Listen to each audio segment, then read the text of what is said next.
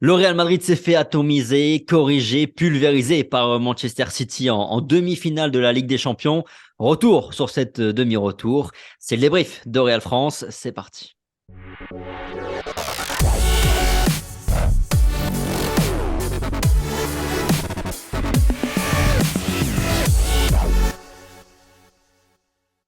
Bonjour, bonsoir à tous, selon le moment à laquelle vous regardez cette vidéo. Ravi, ou pas trop, de vous retrouver aujourd'hui pour un nouveau débrief. Le débrief de cette demi-finale retour de la Ligue des Champions entre le Real Madrid et Manchester City. 4-0 pour Manchester City. Le Real Madrid a été dans le dur dans cette partie. On va revenir sur cette partie justement avec Rota. C'est les Rota, comment ça va? Très très bien, je t'avoue que j'ai la tête un petit peu en vrac là, mais on va revenir là-dessus. Le réveil a piqué un peu effectivement. Allez, pour résumer ce match rapidement, qui était à sens unique, je me contenterai d'abord de donner des statistiques. Le Real Madrid n'a fait que 3 passes dans le camp de Manchester City après 25 minutes de jeu. Le Real n'a eu que 28% de possession de balle et un tir en première période. Et puis le Real Madrid avait 0,01 de XG en première période. C'est la statistique qui définit un petit peu, en gros, les possibilités de marquer selon quand tu entres dans la surface de réparation et tout ça. 0,01%. Je pense que c'est pas arrivé souvent dans des matchs européens tout court cette saison. Et puis pour résumer, la seconde période, le Real Madrid a eu un peu plus le ballon, mais on n'a pas senti les Merengues capables de marquer, de se relancer dans cette partie. City a continué à maîtriser les débats et puis a puni les erreurs du Real Madrid. 4 buts à 0, donc en demi-finale de Ligue des Champions, ça pique. Rota, on est au lendemain de ce match. C'est quoi ton premier ressenti? Beaucoup de déception, beaucoup de colère aussi par rapport surtout à l'attitude des joueurs. C'est la première fois, donc quelque part je leur en veux et je leur en veux pas parce que c'est très rare que le Real passe à côté de ce type d'événement, ne soit pas à la hauteur en tous les cas en termes d'envie, en termes d'engagement. Mais hier c'était le néant. Réellement c'était le néant. On est là pour juger un match et peut-être qu'on sera dur. On va certainement être très très dur dans cette vidéo. C'est pas pour autant qu'on oublie tout ce que ces joueurs ont fait, mais si on doit juger simplement le match d'hier, c'est une honte absolue. Le Real Madrid n'a pas le droit de prendre 4-0 face à City ou face à n'importe qui dans une demi-finale de Ligue des Champions, et encore moins avec cette attitude-là, avec aussi peu d'envie, avec aussi peu d'occasions, avec un jeu sans jeu même tout simplement. Donc beaucoup de colère et ouais, un sentiment de honte aujourd'hui qui m'habite. Est-ce que tu as déjà ressenti le Real Madrid aussi impuissant, humilié en Ligue des Champions?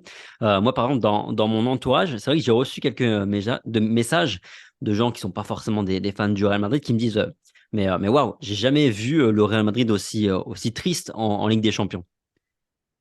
Si, je me souviens quand même du match aller face à Dortmund où Lewandowski nous fait très mal. J'avais senti déjà ce Real impuissant à ce moment-là. Après un tel niveau d'impuissance, un tel manque d'engagement, comme je le disais, et cette sensation où tu sais dès la première seconde que tu ne vas rien faire, c'est vrai que c'est très très rare. C'est peut-être la première fois.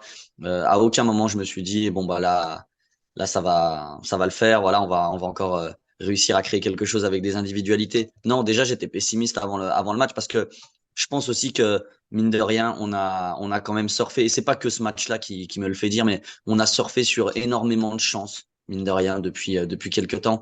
Euh, on a pris un titre l'année dernière où si on analyse tous les matchs, euh, les émotions étaient là, c'est des remontadas et c'était très très beau. Mais en soi, sur les 2 fois 90 minutes, c'était très brouillon déjà. Après, c'est l'âme du club, les individualités et l'osmose qui a fait qu'on a gagné, et c'est aussi important que le reste. Mais ça dénotait déjà forcément quelques soupçons de faiblesse. Sauf que voilà, quand c'est criant, quand tout est réuni dans le même match, ça donne ce que ça a donné hier. Et je pense que c'est un peu le résultat de plein de choses en fait, d'un manque d'investissement à certains postes clés qui fait que tu dois un petit peu bricoler, d'un manque d'ambition également de la part de Carlo Ancelotti, c'est très clair. Je pense qu'on y revient de profil dans des joueurs qui peut-être ne sont plus au niveau de ces grands rendez-vous, même si ça l'a fait l'an passé. Je pense que voilà, les années passent, les mois passent, les jours passent. Dans une année avec Coupe du Monde, il y a eu aussi beaucoup de fatigue accumulée. Et hier, voilà, je pense que ça a été criant. On a vu un effectif de Manchester City qui a lui su se renouveler, qui apporte de la fraîcheur, qui a un banc de qualité, et on a vu un Real Madrid qui, mine de rien, était assez limité à certains postes et pour faire quelque chose face à ce type d'équipe. Avant de se focus totalement sur le Real Madrid, J'aimerais quand même qu'on souligne, et tu viens un peu de le faire finalement, l'immense prestation de Manchester City hier. Franchement, leur match, leur Ouais. première période surtout, elle est absolument parfaite. Un vrai rouleau compresseur, il faut le dire. Donc, tomber contre cette équipe, c'est pas forcément ce qui a de très gênant d'ailleurs, on va pas se mentir. Entre nous, on en parlait un petit peu avant le match. Bon, il y a toujours le cœur du supporter, mais on était quand même assez pessimiste sur les chances du Real Madrid de passer. C'est plus la manière qui est très, très, préoccupante et on va continuer à en parler. Mais d'abord vraiment Manchester City très, très fort, faut le dire. Très très fort. Un Manchester City qui a élaboré un plan de jeu comme il le souhaitait. Guardiola l'a dit en interview d'après-match sur Movistar, je regarde un petit peu. Il a dit que la différence en fait avec le match aller, c'est que l'un de leurs milieux de terrain est passé en numéro 10, donc a joué un cran plus haut. Et ça a déstabilisé énormément le milieu du Real, qui était aux abois, on va pas se mentir. Et voilà, c'est juste des petits arrangements tactiques comme ça qui ont fait que la puissance offensive de Manchester City, c'est encore plus vu qu'à l'aller. Mais si on regarde bien, l'an passé, Manchester City était déjà très nettement supérieur à nous. Sur le match aller, ça a été un petit peu moins le cas parce que je pense justement qu'Ancelotti a eu la chance de voir son équipe ouvrir le score sur sa première frappe. Mais je pense que ça aurait pu être un match assez similaire à l'aller si jamais on n'avait pas ouvert le score. Et puis là, ben voilà, on a vu un Manchester City qui était au max en termes d'envie. Guardiola l'a dit, ils avaient une épine sous le pied par rapport au scénario de l'an passé. Donc là, eux débordaient d'énergie. Le Real, je pense que les nouveaux, et c'est pratiquement les seuls qui avaient énormément d'envie, avaient justement cette envie parce que bah, une Ligue des Champions, ils l'ont gagné l'an passé, mais ils en ont pas beaucoup. Mais j'ai pas senti ce sursaut d'orgueil sur ceux qui en avaient déjà 5. C'est peut-être un peu légitime, c'est peut-être assez logique, mais voilà, j'avais l'impression que qui se disait, je le disais à mon père, tu vois, à la mi-temps, je disais, tu vois, je sais pas si à la mi-temps, quand tu perds 2-0 comme ça et que tu vois que tu es autant acculé, que t'as rien, on te laisse rien du tout. Est-ce que tu as cette envie? Est-ce que tu vas avoir ce sursaut d'orgueil pour te dire, vas-y, il faut que j'aille la chercher parce que moi, finalement, j'en ai déjà gagné. Alors, j'imagine pas en fait les joueurs avoir cette pensée-là, les Modric, les Kroos, les Benzema, mais malheureusement c'est ce qu'on a ressenti encore sur la seconde période. Il n'y a pas eu plus de sursaut d'orgueil que ça, et face à un City qui, comme tu l'as dit, était absolument exceptionnel sur tous les points, bah voilà, l'écart se fait sentir. Ouais, plus que de motivation, moi j'ai quand même la sensation qu'on s'est fait exploser, en termes d'intensité sur le plan, physique. On va revenir un peu plus en détail après sur chaque joueur, mais j'ai l'impression que surtout qu'on a explosé sur le plan physique, tactiquement aussi. Et là, je vais t'emmener un peu sur le terrain de Carlo Ancelotti. On entend beaucoup de choses déjà depuis hier. Carlo Ancelotti est particulièrement, pointé du doigt, je trouve. Est-ce que c'est lui le principal responsable pour toi? Ah ouais, ah clairement. Les joueurs sont tout autant responsables que lui, mais Ancelotti, je sais pas ce qu'il a attendu, je sais pas à quoi il pensait quand il s'est dit, je vais attendre comme ça face à ce City-là. Même au bout de 10 minutes de jeu, quand tu as la chance d'avoir Courtois qui te fait 2 parades exceptionnelles, est-ce que tu te dis pas à un moment donné, je vais changer mon fusil d'épaule parce que ça, 90 minutes, ça ne durera pas. Il a quand même plus d'années que nous dans le métier. Comment est-ce que tu peux penser que pendant 90 minutes, tu vas te faire péter le cul comme ça sans prendre un but? C'est impossible. C'est absolument impossible. Et on l'a vu en deuxième mi-temps, quand le Real est mené 2-0, même quand il a pris un but, on a eu un petit sursaut de 3 minutes, tu vois que ce qu'a fait le Real déjà au match aller et ce qu'a fait le Real dans les moments où il était dans le trou à 2-0 et en deuxième période, tu sais que le Real, en sortant comme il l'a fait, se crée des occasions, trouve un peu plus de brèches, et en contre-attaque, City ne fait pas plus mal que quand il a 100% de possession de balle comme il l'a eu sur les premières 25 minutes. Donc, à quel moment tu peux penser vraiment rationnellement te dire je vais subir, ça va se passer comme à l'aller ou comme au match de l'an passé où on va ouvrir le score, où il va y avoir un scénario de dingue. Non, c'est pas possible de penser comme ça. C'est impossible d'être aussi frileux. On est le Real Madrid, on n'est pas le Shakhtar Donetsk, on n'est pas l'Orient. On ne peut pas accepter de subir comme ça pendant 25 minutes, de faire 47 passes quand l'adversaire en fait 235, même si finalement cette stat, on s'en branle, elle est quand même révélatrice. Et se dire, comme tu l'as dit, les X-Goals, et je déteste cette stat, mais c'est vraiment ta capacité à générer des occasions, tu es à 0,01. Mais c'est une honte. C'est pas, comme tu le disais en préambule, c'est pas la première fois que ça arrive en Europe, c'est la première fois que ça arrive dans l'histoire du foot depuis que les X-Goals existent. C'est sûr et certain. Tu peux pas avoir moins de 0,1% de chance de te créer une occasion quand tu es le Real Madrid. C'est impossible. Donc, ouais, honte à Ancelotti d'avoir abordé ce match comme ça. Ancelotti, ce que je lui reproche, et ça fait déjà des tas de fois où je lui reproche, quand il faut le mettre en valeur, on le met en valeur, il y a pas de souci. Sa carrière, on va pas y repasser. Ce qu'il a fait pour le Real également, merci beaucoup. Ça reste une légende. Maintenant, sur ces approches-là, c'est très clair. Ancelotti a fait d'énormes erreurs. il a appréhendé le match de mauvaise facture.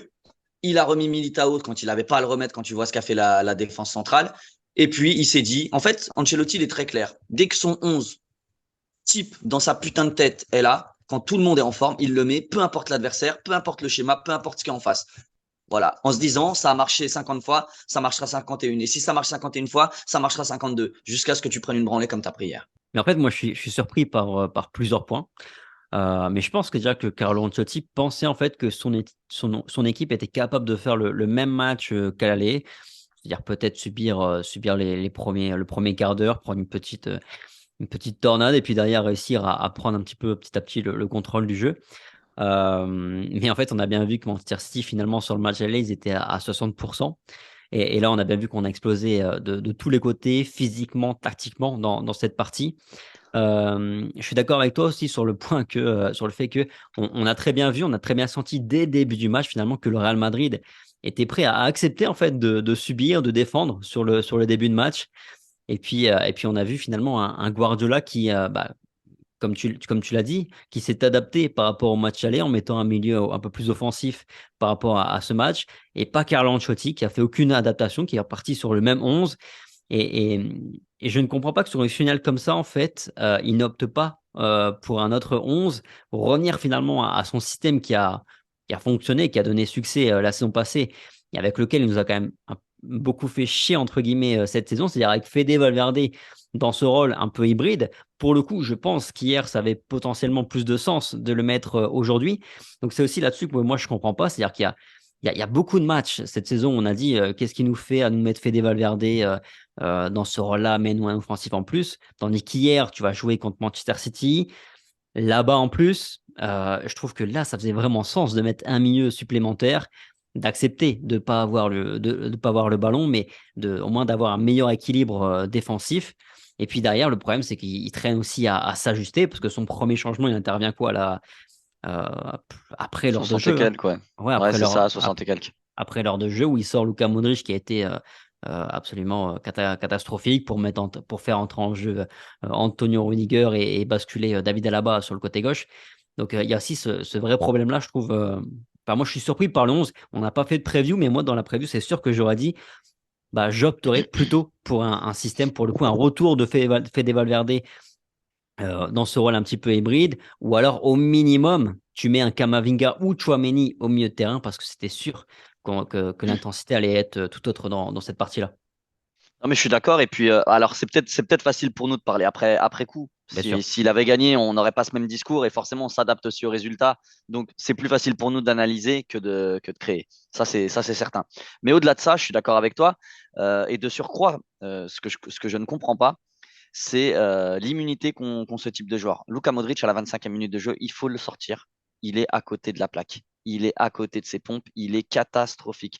Donc, évidemment, que mettre Kamavinga au milieu de terrain, on savait que ça allait bonifier, en tout cas que ça pouvait bonifier les actions au milieu de terrain. Et évidemment, on sait qu'on n'a pas forcément d'autre latéral gauche. Mais si tu prends Mendy dans ton groupe, eh ben Mendy, il faut le mettre. Sinon, ça ne sert à rien de l'emmener. Voilà, c'est pas de la déco, on fait plaisir à personne et on n'est pas Disneyland. Donc, si tu le prends, c'est que tu le mets. Ou alors tu mets Nacho, mais tu renforces ton milieu de terrain, tu fais sortir Luka Modric, et surtout, t'attends pas la 62e minute de jeu pour faire ce premier changement, parce que c'est beaucoup trop tard. Parce que ce changement-là, il était nécessaire, on est d'accord, pas de souci. Par contre, tu perds 2-0, et tu vois Antonio Rudiger qui rentre. Donc tu perds 2-0, tu fais rentrer un défenseur central. Mais putain, mais il est en face de moi, je lui casse le nez, c'est pas possible. Mais qu'est-ce que c'est que ce choix d'enculé? Tu es obligé de faire ce choix à la mi-temps, grand maximum. À la mi-temps, mais pas après, pas au-delà. T'attends pas la 62e pour faire ce changement-là, on le sait très bien. Et en plus, il y a un truc que j'ai pas compris du tout hier, c'est que Luka Modric, qui est d'habitude le joueur qui vient fermer à droite côté Carvajal, mais qui le fait très bien, il était axé côté gauche, donc sa jambe d'appui inversée, face à Kevin De Bruyne, qui en termes de puissance et de vitesse, l'a explosé tout le match. Tout le match. Parce qu'on peut en vouloir à Kamavinga sur le premier but. On peut dire, voilà, ça passait beaucoup de son côté, la passe dans l'intervalle. Mais Luka Modric ne l'a pas du tout aidé à fermer.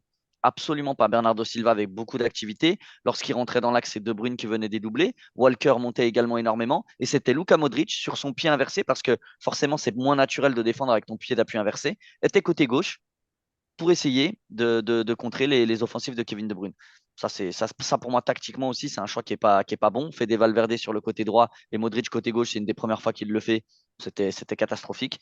Donc voilà, il y a beaucoup d'ajustements comme ça. Et c'est en ça que je trouve que Guardiola a analysé le match aller et s'est adapté. Et Carlo Ancelotti s'est dit non, Militao revient, j'enlève Rudiger, je le mets. Peu importe ce que les deux autres défenseurs centraux ont fait au match aller en muselant très très bien l'attaque de City. Moi, je remets mon 11 comme ça. Je refais plus ma Fede Valverde parce que bah vas-y, ça n'a pas trop marché. Donc là, peut-être je vais surprendre mon monde. Non, non, en fait, il a mis les 11 qui trouvaient les meilleurs. Il a mis Rodrigo, qui pour le moment est toujours qu'un très, très, très bon super sub, un très bon joueur qui progresse, mais forcément, face à ce type d'équipe où tu n'as pas le ballon, bah, tu le vois moins et défensivement, il apporte moins. Donc voilà, il y a beaucoup de choix quand même qui laissent à douter sur la capacité de préparer ces grands matchs de la part de Carlo Ancelotti. Non, mais de toute façon, tu as mis aussi le doigt sur l'une des raisons principales au fait qu'il traîne à réagir en cours de match, c'est que bah, ceux qui sont les plus en difficulté, enfin là où il faut faire un changement, c'est forcément au milieu de terrain. Donc il faut toucher soit Modric, soit Tony Kroos. Mais voilà, après il y a le Il a du mal, statut, ouais. il y a le statut, il y a aussi le fait de ah, mais ils vont peut-être se réveiller parce qu'effectivement Modric nous a montré quand même par le par-ci qu'il est capable de faire une première mi-temps très mauvaise et puis derrière être C'est vrai. fantastique. Mais il est évident que si c'est Tchouaméni ou Eduardo Camavinga hier à sa place, ils sortent tous les deux C'est clair. à la mi-temps, il n'y a pas de doute là-dessus. Non, c'est clair, et c'est en ça qu'on lui en veut, parce que les statuts, ok, mais encore une fois, comme je l'ai dit, l'an passé, tout ce qu'on a vécu, c'était extraordinaire. C'est peut-être même la plus belle Ligue des Champions parce qu'elle nous a créé des émotions incroyablissimes. Mais si on regarde vraiment les contenus, c'était déjà un problème. Il y avait déjà des problèmes de ce type. Voilà, on a joué avec nos couilles, avec notre cœur l'an passé, mais tactiquement, c'était déjà pas sublime, sublime. Ouais. Après, le premier ou le deuxième match de Camavinga en latéral gauche, j'avais dit moi que c'était bien, mais qu'on gagnerait pas la Ligue des Champions comme ça. Mais finalement, c'est pas pour les raisons que je pensais. Moi, je pensais qu'à un moment donné, il serait juste limité par le niveau, même s'il a eu des difficultés hier face à Bernardo. Mais finalement, ce qui pose surtout problème, c'est qu'il n'était pas au milieu de terrain, Eduardo Camavinga. C'est plus sur ce point-là qu'on a pêché, quoi. C'est ça, et comme tu l'as dit, je pense que même Tchouaméni, qui voilà, fait pas la saison de sa vie et n'est pas techniquement incroyable, quand tu décides de ne pas avoir le ballon, tu décides de jouer donc en contre-attaque, tu décides donc de jouer des ballons longs sur Vinicius dans 98% du temps. Donc, tu n'as pas besoin d'avoir un joueur super fin techniquement. Par contre, tu as besoin d'avoir quelqu'un qui a de la vivacité, qui a de l'impact physiquement et qui va au charbon et qui surtout, bah, forcément, a de la fraîcheur physique. Chouameni répondait à ces 4 points et Chouameni n'a pas été titularisé. Donc voilà. Euh, Au final, il perd comme ça et pour moi, c'est un peu être une petite bite parce qu'il se dit voilà, j'ai mis le 11 qu'il fallait et bah, on ne peut pas m'en vouloir. City a fait un gros, gros match. Mais moi, je préfère qu'on soit peut-être moins ridicule dans le jeu, quitte à prendre peut-être un score plus lourd, mais par contre, avoir tenté des choses. Parce que croire qu'on va gagner la Ligue des Champions tous les ans en mettant le même 11 dans les gros matchs à chaque fois, bah, je suis désolé, mais on est tous capables de le faire. On est tous capables de mettre ce 11-là et de faire des ajustements après la 70e minute de jeu. Franchement, ça ne relève pas du génie. Et encore une fois, je le précise, on analyse ce match-là. Je ne suis pas en train de dire que Carlo Ancelotti est nul. Je ne suis pas en train de dire que c'est pas un entraîneur légendaire, pas du tout. Je dis juste que ce qu'il fait dans ces gros matchs-là, on le sait tous. Ces changements, on les connaît tous. On peut tous les écrire sur un papier avant le début du match. Moi, à chaque fois qu'il va faire un changement dans un match, je l'annonce à mon père quand je regarde un match et c'est tout le temps les mêmes. Tout le temps, à toutes les journées, je me trompe jamais. Donc voilà, ça manque de créativité, ça manque de changement. Et voilà, le Real Madrid, de toute façon, n'aurait pas gagné 5 Ligues des Champions comme ça. Ouais. Mais de toute façon, c'est pas non plus une surprise. On sait qu'entre guillemets, le Real sans doute mourra avec cette idée. Enfin, en tout cas, Ancelotti surtout, si c'est lui qui termine avec Modric et Kroos, ça se terminera comme ça, comme ça s'est fini hier. Et le truc, c'est qu'ils ont déjà signé une prolongation de contrat, donc ils seront encore là l'année prochaine. Et si c'est Ancelotti qui est encore là, à mon avis, bah, le risque, c'est qu'il se passe la même chose. Mais soyons un petit peu positifs en parlant un peu des joueurs. Top et flop, entre guillemets. Courtois, évidemment, qui est absolument sensationnel hier, qui a littéralement éteint, ouais, qui a éteint, éliminé Erling Haaland, et c'était quand même le principal monstre qu'on attendait en face. Et malgré ça, bah, on prend quand même, enfin, on rivalise pas, mais Courtois qui a été exceptionnel. Ouais, je pense que hier, il y avait 4 planètes d'écart entre City et le Real, mais je pense qu'il y a 4 planètes d'écart entre Courtois et le deuxième meilleur gardien au monde. pourtant il y en a des très très bons. Mais Courtois est exceptionnel. Il est exceptionnel dans tous les gros matchs. Il est exceptionnel dans tous les matchs, tout simplement. Il ne calcule pas. Navas calculait un petit peu plus et était bien plus performant en Ligue des Champions qu'en championnat, par exemple. Mais Courtois, c'est à chaque fois pratiquement du 100%. Et hier, à sa place, j'aurais vraiment la rage. T'en prends 4. Mais au final, tu aurais pu en prendre 11-12, tellement tu as réalisé des parades exceptionnelles. Donc ouais, c'est le gros, gros top de ce match, sans aucun doute. Mais moi, je pense qu'il était vraiment fou dans sa tête. Enfin, déjà, à la 25e minute de jeu, il a déjà fait 2 arrêts absolument exceptionnels, toujours 0-0. À un moment donné, tu te dis, mais ces arrêts-là, ils vont réveiller, ça va réveiller mon équipe, ça va créer une réaction. Et même pas, ça a continué comme ça.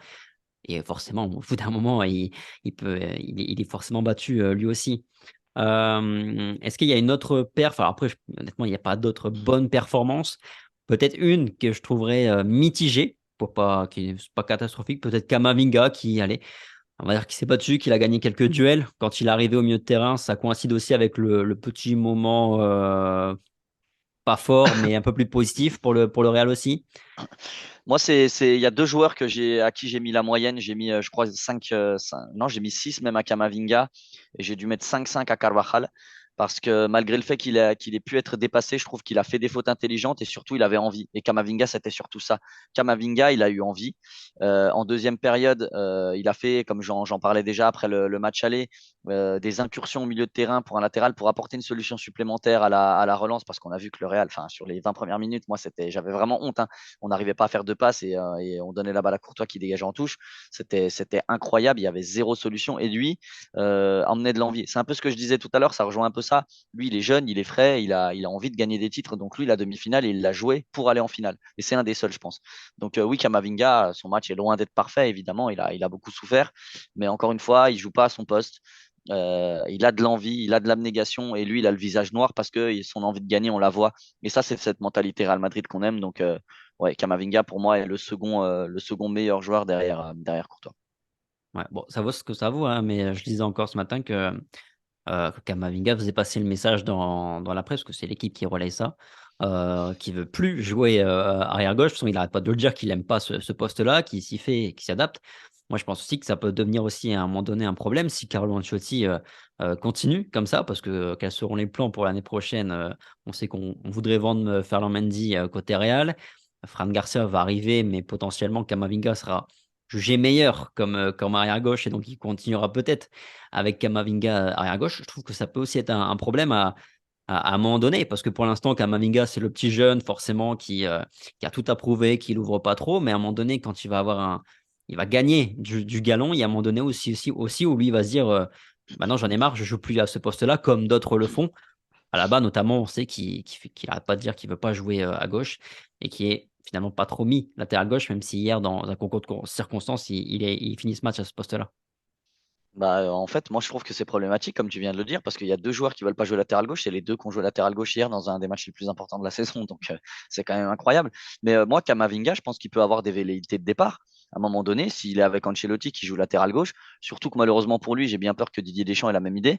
Je pense qu'il peut se dire, ah, vous me cassez les couilles. Moi, Liverpool et enfin tous les clubs européens me veulent, notamment par exemple potentiellement à Manchester City ou ce genre de club qui aspire à gagner avec des champions. Et voilà, au bout de 2, 3, 4 saisons au Real, ils se disent, bah voilà, j'ai envie de connaître un nouveau championnat. L'Angleterre, ça peut être cool et je me barre parce que moi, de toute façon, je suis latéral gauche alors que moi, j'ai envie de jouer 6. Ça peut être le cas. Donc, je pense il faut savoir aussi gérer ce genre de joueur à fort potentiel. C'est pas non plus lui qui décide ce que l'entraîneur fait. Ça, faut que ce soit clair. Au Real, c'est quand même comme ça. C'est pas lui qui décide. Là, je pense qu'il a évidemment dépanné parce que bah, Ferland Mendy a été blessé quasiment toute la deuxième partie de saison. Mais c'est sûr que Kamavinga est très très bon en latéral gauche, mais je pense qu'il serait largement meilleur en numéro 6, donc, ou en tout cas au milieu de terrain, même en tant qu'intérieur. Donc c'est aussi un des points qu'il va falloir gérer, et c'est pour ça que le Real Madrid doit être actif sur le marché des transferts pardon, cet été, et notamment au poste de latéraux. Ouais, bon, on prend un peu plus dans le dur avec les performances bien plus compliquées. Euh, bon, la charnière, est-ce que tu veux rapidement revenir sur le match de la charnière, pardon. Militao, on l'a dit, il n'a pas du tout fait le même match que Rudiger a été capable de faire sur le match aller. Finalement, il est un peu dans la lignée, malheureusement, de ces 3-4 derniers matchs qui étaient déjà très compliqués. Et puis Alaba, qui je trouve était pas catastrophique, mais je le trouve un peu trop light finalement pour défendre sur un tel joueur. Il a perdu 100% de ses duels de la tête et quand Haaland a été dangereux, c'était dans son dos ou à son duel. Donc forcément, ouais, non, c'est une pâle copie. Je pense qu'il a été conservé aussi parce que, enfin, il a été préféré à Rudiger parce qu'il fallait de la relance. À la relance, il a été nul à chier. Militao, je dirais pas qu'il était dans la lignée des 3-4 matchs parce qu'il était volontaire, il avait envie, il suivait un peu Haaland partout, mais encore pas assez. Moi, je pense qu'il fallait vraiment aller jusqu'au chiotte avec lui parce qu'il faut pas lui laisser 1 millimètre de distance. Mais Manchester City a joué sur ça aussi. Le Real et Ancelotti insistaient sur le fait qu'il fallait pas ne surveiller qu'Haaland. Au final, il y a eu un double un double marquage sur Haaland qui a libéré des espaces pour les autres et c'est des côtés que sont venus les buts d'ailleurs. Donc voilà, encore une fois, Guardiola a aspiré l'âme d'Ancelotti sur ce match à ce niveau-là. Mais Militao, oui, il y avait. En fait, j'ai même pas envie de juger la défense centrale. C'est Ancelotti que j'ai envie de juger. Il fallait laisser cette défense qui avait fait un match incroyable au match aller. Il n'y a pas à changer une défense qui fonctionne très, très, très, très, très bien. Et surtout que Militao restait vraiment sur une mauvaise dynamique. Donc, pourquoi le remettre? Il revient, il joue. Non, c'est pas comme ça que ça fonctionne. Donc, ouais, beaucoup de déceptions, même si je les ai. Enfin, en tout cas, Militao, je ne l'ai pas trouvé catastrophique. Mais voilà, quand tu prends 4 buts, forcément, ta défense centrale, elle a aussi sa dose de culpabilité. Au milieu, Kroos, Modric ont explosé hein, finalement sous l'intensité. Malheureusement, c'est quelque chose qui a été quand même potentiellement attendu face à Manchester City à ce niveau-là. Fede Valverde, pareil, hein, très en dessous, j'ai trouvé. Techniquement, je trouve qu'il doit quand même continuer à bosser parce qu'il pourra pas toujours, il pourra pas toujours faire la différence en usant simplement de sa puissance physique, de sa capacité à pousser la balle et à gagner des mètres comme ça aussi. Hein. Ouais, alors je mettrais franchement Kroos quand même un petit peu au-dessus des deux autres. Hein. Il a Modric, gagné je l'ai des duels. vraiment trouvé catastrophique. Kroos, il y avait quand même ouais, un peu plus de duels gagnés. Dans son placement, globalement, c'était pas non plus infâme. Mais il fait pas un bon match, hein, on va pas se mentir. Il fait des Valverde, ouais, grosse déception. Mais encore une fois, j'ai pas trop compris le positionnement entre Modric et Valverde. Je sais pas si c'est une inversion qui est volontaire, soit de leur part, soit d'Ancelotti, mais j'ai pas compris parce que combler un espace à gauche quand on a la vitesse de Valverde face à Kevin De Bruyne, ça aurait eu pour moi plus de sens. Et Modric à droite qui a l'habitude de le faire, pareil. Donc j'ai pas trop compris, mais les deux étaient pas du tout au niveau, c'est sûr. Ouais. Sur les joueurs offensifs, Rodrigo et Vinicius et Benzema. Benzema qui était vraiment, vraiment éteint. Finalement, un peu comme au match aller. Vinicius, je trouve que finalement, si on fait le compte sur la saison, il y a pas, c'est sûrement le seul match où il était aussi absent, où il a touché aussi peu de ballons. Alors, j'ai pas regardé la stat, mais il a touché vraiment peu de ballons dans ce match. Rodrigo, c'est pareil. On l'a très peu trouvé. Il a essayé un peu de décrocher, notamment sur la seconde période, mais ça n'a pas été foufou. Enfin, voilà, trio offensif absent. Ouais, les deux ailiers ont pas eu beaucoup de ballons, donc c'est compliqué aussi de leur demander de faire la différence à chaque fois qu'ils l'ont. Donc ouais, match assez compliqué pour eux. Vinicius a eu un très très bon Walker en plus face à lui, et je pense que c'est vraiment le défenseur qui défend le mieux sur lui avec Araujo. Donc voilà, Vinicius a été absent. Voilà, c'est une des seules fois. Quoi dire? Est-ce qu'on peut vraiment lui en vouloir? Non, parce que le Real était globalement extrêmement mauvais dans tous les compartiments. Rodrigo, c'est un peu pareil. Il a fait une ou deux différences. Il défendait beaucoup. Je trouvais pas qu'il défendait très bien, mais en tout cas, il avait le mérite de le faire. Même si, comme tu l'as dit, j'aurais opté pour une compo différente et je l'aurais pas mis titulaire personnellement. Et Benzema, désolé. Encore une fois, je vais le répéter une troisième fois parce que je me fais souvent tailler dans les commentaires, bien que j'en ai rien à foutre, hein, mais je vais quand même le redire. Je ne juge pas sa carrière. Je suis très très fan de Karim Benzema. C'est un joueur exceptionnel. Mais hier, il a été, mais les gars, enfin, à un moment donné, faut, même si vous êtes fan, il faut se rendre compte de ce qu'il a fait. Il a marché tout le match et il a perdu tous ses ballons. Il a fait des passes en touche, des passes HS. Il mettait 1 heure avant de faire une passe. Du coup, il se faisait reprendre. Il a perdu je ne sais pas combien de ballons. Et surtout, il a marché. Au match aller, il a fait deux fois le pressing, je crois, pour récupérer la balle. Là, j'ai vu à des moments, le ballon est mis de la tête en retrait un moment par Stone sur Ederson. Et Benzema marche. Et c'est à Vinicius d'aller le chercher. Vinicius qui était 20 mètres plus loin que lui. Et ça s'est passé au moins 4 ou 5 reprises. C'est une honte. C'est une honte. Je le répète, j'espère qu'il est blessé. S'il n'est pas blessé, il nous faut 3 avant-centres l'an prochain. Il faut recruter 3 avant-centres parce que là, c'est pas possible. Le Karim Benzema de ce niveau-là, n'a pas sa place du tout au Real Madrid et il a sa place dans très très peu de clubs de première division parce qu'il ne court pas et il est cataclysmique. Donc sa version à l'aller était horrible. Il a réussi à faire pire hier et moi c'était un zéro. Je lui ai mis zéro parce que franchement on a joué à 10. Alors déjà que les autres n'étaient pas bien bons, si en plus Karim Benzema qui est notre référence et malheureusement on l'a dit, on est beaucoup de Benzema dépendants offensivement et notamment les deux ailiers aussi. Bah voilà, ça a donné ce néant offensif. Oh non, clairement. Pour Benzema, c'est sûr que l'attaquant de pointe, c'est pas le premier à blâmer quand ton équipe a 20% de possession sur la première période. Maintenant, il est clair que on l'a vu très peu finalement décrocher, venir. Il a peut-être fait 2 fois sur la première mi-temps, mais pas plus. C'est venir décrocher comme il fait d'habitude pour Mais, soulager un petit mais là, peu. c'était plus une question d'attitude, hein, je te rejoins, hein, c'est pas le premier à blâmer quand on se fait torte comme ça. Mais vraiment, c'est plus l'attitude, il courait pas. Ouais, et sur les 3-4 ballons qu'il a touchés, enfin sur les quelques ballons qu'il a eu, c'est vrai qu'il était tout le temps en retard, tout le temps devancé. Techniquement, c'était pas bon du tout. Enfin, c'est vraiment pas du Karim Benzema dans le texte. Comme tu le dis, soit il est blessé, soit il est cramé, soit les deux. Mais il est clair qu'il y a un gros problème avec Benzema là, sur cette deuxième partie de saison parce que, et même sur la saison, globalement, il n'est pas très très bon. Il a fait quelques stats quand même parce qu'il a énormément de talent, forcément, mais physiquement, on sent qu'il est vraiment plus dans le coup. Alors évidemment, Benzema, il a tellement donné au Real Madrid, il a fait tellement une saison exceptionnelle l'année dernière où il nous donne quasiment à lui seul la Ligue des Champions. Évidemment qu'on ne le blâmera pas. C'est une évidence, hein, mais je le dis quand même parce que les gens dans les commentaires, sinon, vont sauter sur tous les murs. Mais on lui en voudra pas. Mais il est clair que là, sur cette saison, globalement, Benzema était très en dessous de la saison passée. Est-ce qu'on peut lui en vouloir? Non, parce qu'il a vraiment tout donné ces dernières années pour maintenir le Real Madrid au plus haut niveau.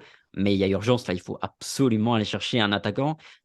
Et pas forcément, pas une petite doublure. Je pense qu'il faut aller chercher vraiment un attaquant très sérieux parce que Benzema, faut soit le mettre en concurrence.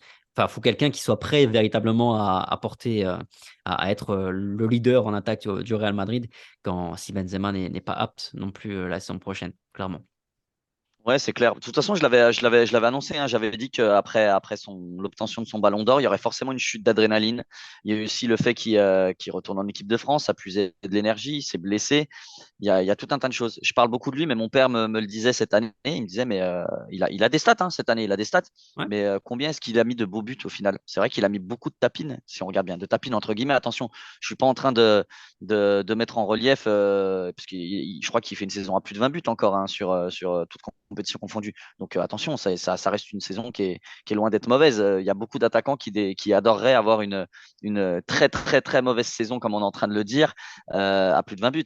Mais c'est vrai qu'il a eu beaucoup moins d'impact dans le jeu et il a été moins létal. Mais après, il y a aussi le relief et la comparaison à faire. Il sort d'une saison exceptionnelle où il a porté le Real, pas à bout de bras, mais en tous les cas, offensivement, il a été le maillon ultra fort de ce club. Et forcément, quand ça dénote beaucoup, comme c'est le cas cette année, et puis qu'on le voit sur 2 matchs coup près moins bons, eh ben, on a plus envie de sauter sur lui. Mais voilà, on saute plus souvent sur les joueurs dont on connaît le talent que sur les joueurs qui sont limités. Donc, c'est aussi ça sa force. Oui, moi je me souviens aussi d'un Modric qui, après son Ballon d'Or en 2018, avait aussi eu une période quand même, pas une saison, la saison d'après qui est pas terrible, il avait aussi eu des difficultés à se remettre. Donc moi je pense pas que Benzema soit cramé, je pense qu'il y a une multiplication d'événements, il y a aussi psychologiquement la saison de laquelle il sort, plus physiquement, il a eu beaucoup de petits pépins. Donc moi je pense pas que Benzema soit cramé, je pense qu'il a encore la saison Moi, je pense prochaine qu'il est blessé, on en parlait en off, mais moi, je pense qu'il a un vrai problème et que le Real a tellement pas de doublure en qu'il a cash. forcé. Tu verras comme il a fait beaucoup d'impasses ces derniers temps. Je pense qu'il va pas rejouer en Liga jusqu'à la fin de saison, hein, ou très très peu. Ouais, c'est pas possible, c'est pas impossible, mais de toute façon, c'est sûr qu'il y a un problème. Donc moi, je pense pas qu'il soit fini. Je pense que la saison prochaine, il sera encore capable, s'il est un peu plus épargné par les blessures, tout ça, il réussira à nous refaire une grosse saison, mais il est certain qu'il faut aller chercher une grosse doublière côté Madrid.